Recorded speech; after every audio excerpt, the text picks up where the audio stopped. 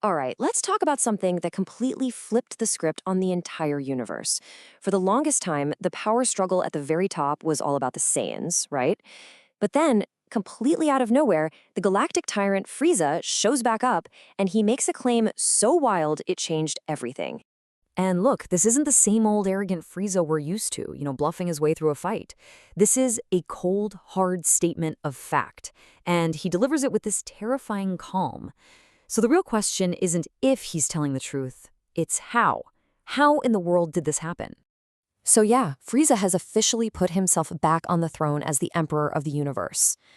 But this time, wow, this time, he has the power to make it stick in a way we have never, ever seen before. I mean, that's the million-anal question, right? Think about it. Frieza was completely left in the dust. Super Saiyans, Super Saiyan gods, Ultra Instinct. He was basically old news. So what changed? How did he pull off this insane leapfrog over everybody else? Well, to really get how he did it, we've got to start with the why. And for a guy like Frieza, the motivation all boils down to one simple, powerful thing: pure, absolute humiliation. He was forced to face a truth that his massive ego just couldn't handle. This quote just says it all, doesn't it? This was Frieza's whole deal. He was a natural-born prodigy, born at the absolute peak, never had to lift a finger to train. So you can imagine getting beaten over and over by guys like Goku and Vegeta, who live and breathe training. That wasn't just a defeat for him. No, that was a deep, personal insult. And this right here is the moment it all clicks for him. He's straight up admitting that his ultimate form at the time, Golden Frieza, which he got after only a few months of training, was completely useless. It was nothing, just nothing, compared to the power levels he was seeing.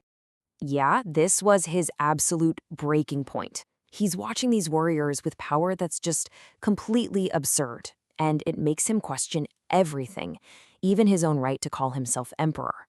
But the real kicker, the thing that really lit a fire under him, he just couldn't take losing to what he called trash anymore. That humiliation, that was the rocket fuel he needed. Okay, so he's got the motivation, right? He is fired up. Now he just needs a method. He needed a way to get an unbelievable amount of power, and he needed it fast. And, well, as luck would have it, the universe just kind of served one up for him. Now, if this sounds a little familiar, it should. He basically found his own version of the hyperbolic time chamber. A totally separate dimension where time just works differently, letting you cram years of training into just a handful of days in the real world. And, this is a really key detail. Unlike our heroes who had to learn about the time chamber from gods and other divine beings, Frieza just found one. It was basically a perk of the job for a galactic emperor who's conquered who knows how many worlds.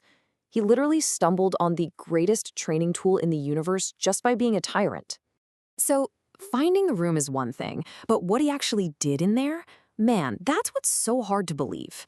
This is the part of the story that left Goku and Vegeta completely speechless, and honestly, for very, very good reason. 10 years.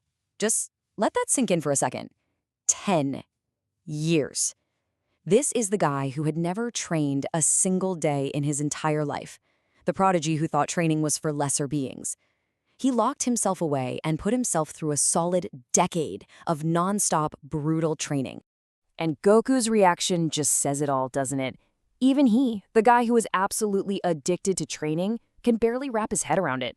The sheer willpower it must have taken for a creature like Frieza to do that, it's almost more shocking than the power he got out of it.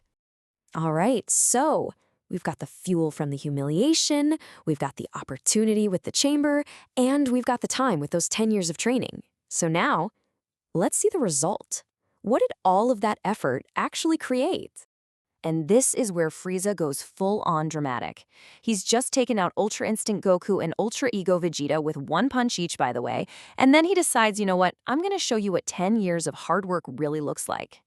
His classic arrogance is back big time. But it feels different now, doesn't it? It's not just bluster anymore.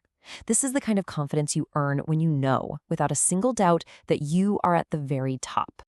And there it is, Black Frieza. So simple, so sleek, and just absolutely terrifying. He didn't just get a power boost. He unlocked a whole new evolution, one that was forged in a decade of pure hatred and effort.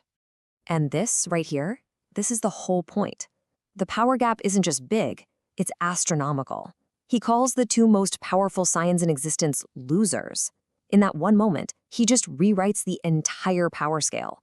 All their training, all their god forms, everything they've ever achieved, poof, irrelevant. The whole pecking order just got demolished. And that's the mic drop moment where he leaves us. He has achieved a level of power that makes gods look weak. But then he says his goal is now another. Another what? What could possibly be the endgame for someone who has already won? What do you even want when you've made every hero and villain look like a total joke? And that is the terrifying question we're all left with.